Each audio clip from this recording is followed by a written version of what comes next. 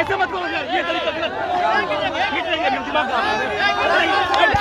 Sir, Dilip Jaiswal ने आपके ऊपर आरोप लगाया कि आप फर्जी अकाउंट बना के बीजेपी को बदनाम करते हैं। दिलीप जायसवाल ने आरोप लगाया है कि आप सोशल मीडिया पर फर्जी अकाउंट बनाकर बीजेपी को बदनाम कर रहे हैं।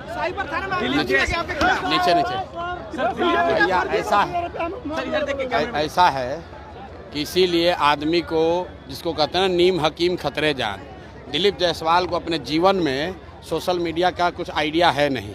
इनके पिताजी को सोशल मीडिया हम लोगों ने सिखाया है। जिस अकाउंट की वो बात कर रहा है, सब लोग ध्यान से सुन लीजिए, जिस अकाउंट का बात दिलीप जायसवाल कर रहे हैं वो भाजपा के 2 लोग आज से नहीं 2016 से चला रहे हैं। और उस आदमी को ये भी नहीं समझ है कि ये भाजपा का कोई पेज नहीं है, ये फेसबुक ग्रुप है जिस पर कोई भी जाकर कुछ भी लिख सकता है।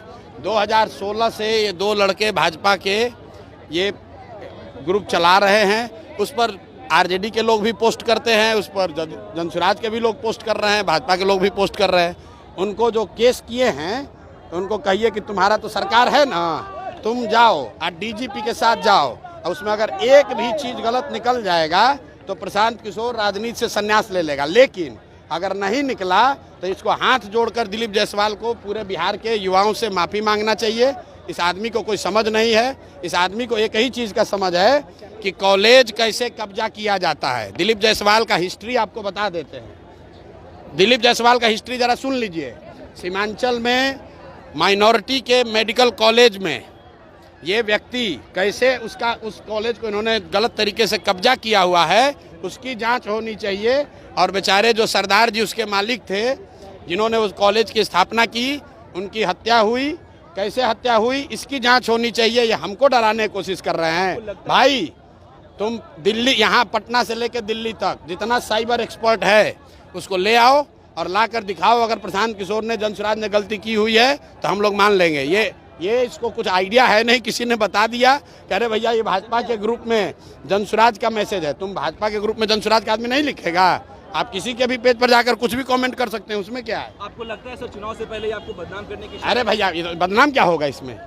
बदनाम हमको क्या करेगा भाई? सब लोग समझ रहा है सरकार किसकी है, भाजपा की है।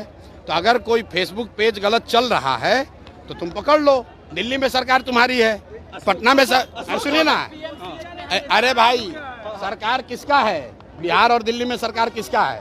फेसबुक पेज पर अगर कुछ गलती है तो तुम पकड़ो, अगर है हिम्मत तो। पत्रकार वार्ता काहे कर रहे हो? और साथ में ये भी कह रहे हैं कि जिस कॉलेज को कब्जा करके बैठे हुए हो उसका भी जांच करा लो, अपनी ही सरकार से करा लो कि उस कॉलेज का मालिक कैसे बने हो। अशोक चौधरी ने कहा है कि आपके ऊपर ज्यादा बात नहीं करेंगे, आपको ज्यादा बराबर नहीं बनाएंगे, ज्यादा बात नहीं। ठीक बात है। अशोक चौधरी के लिए कल मैंने कहा कि हम लोग जानते हैं कि नेता दल बदलते हैं, लेकिन अशोक चौधरी बिहार के सर्वदलीय नेता हैं। इनके बाबूजी कांग्रेस में, ये खुद जदयू में, बेटी लोजपा में और दामाद आरएसएस भाजपा में।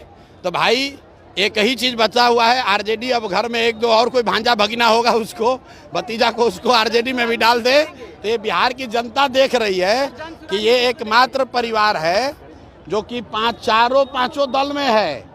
कोई भी किसी दल को वोट दीजिएगा, अशोक चौधरी जी को उसमें लाभ ही लाभ है।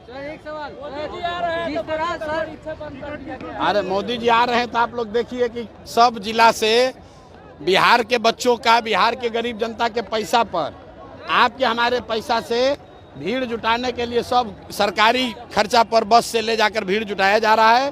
तो सब लोगों को पूछना चाहिए कि भाई आप हम लोग को कुछ दे तो नहीं रहे हैं, हम लोग का ले क्यों रहे हैं?